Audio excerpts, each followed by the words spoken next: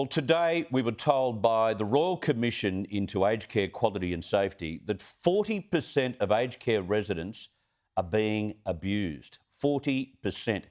Now, it comes at a very difficult time for those in facilities right around Australia. With so many borders closed, family not being able to see mum, grandma, granddad, their father in aged care, and of course, restrictions on visitors in aged care facilities. I'm joined now by Ian Henschke, the Chief Advocate for National Seniors Australia. Ian, good evening. Good evening, Chris.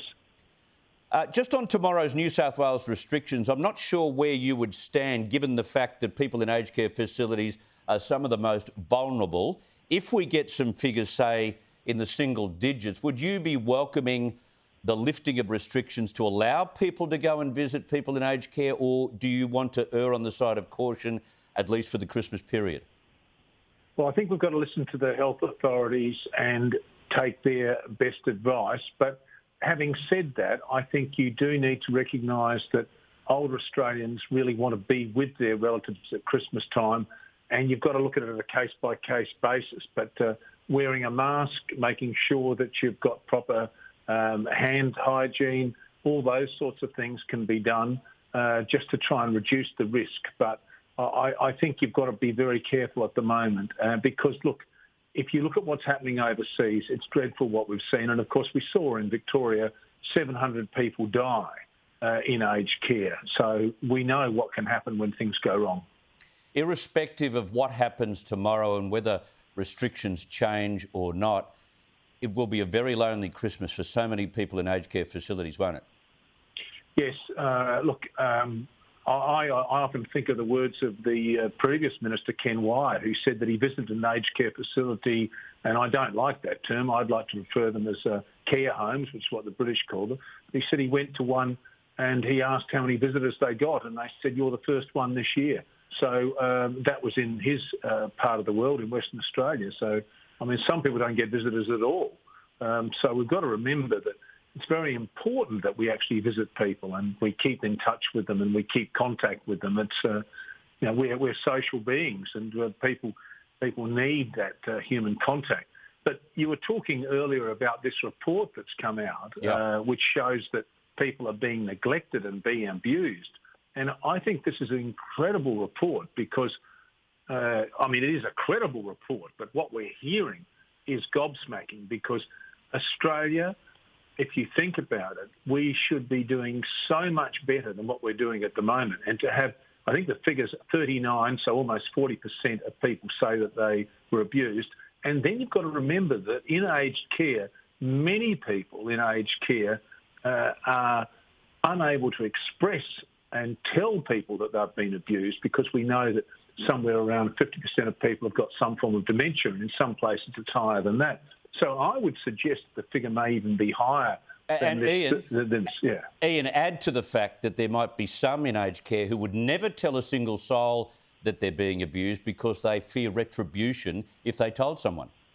Well, in fact, I know of a case that's just been brought to light to me this afternoon about a nursing home where there was an outbreak of scabies, and one of the staff has spoken about this, and they're feeling retribution about it. I mean, these are some of the things that go on that really make me feel so passionate about being an advocate for people in aged care. And I can tell you this afternoon that I was speaking to our deputy chairman of our organisation, and he said this is reverberating right through the seniors community. He said he was speaking to people today, and many of them were saying that they don't want to go into aged care. And that brings us to the other point.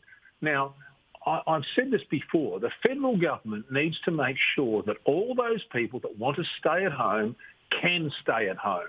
Now, this recent announcement, we heard this last week, of $1 billion for aged care. Everyone thinks, the problem's been fixed.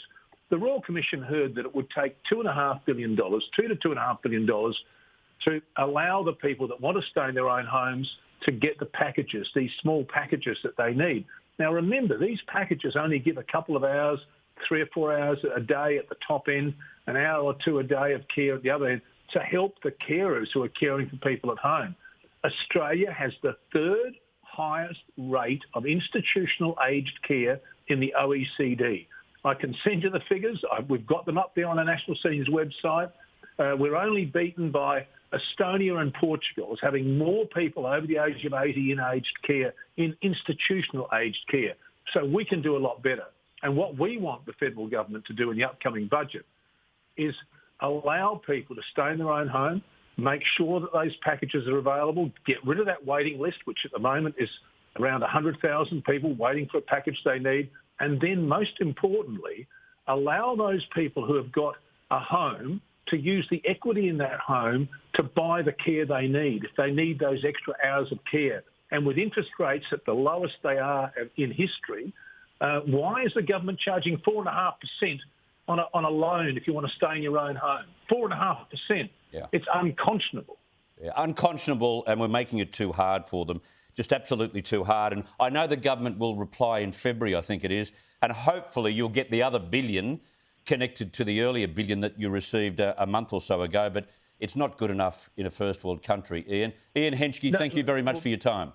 And look, thank you very much, Chris. And I want to say thank you to Sky News, because it might be the last time before Christmas I have an opportunity to say it, for covering aged care, because it didn't get as much coverage as it should, but Sky has always been there. So thank you very much indeed. You're very kind. Thank you, Ian. Have a great Christmas. Bye-bye.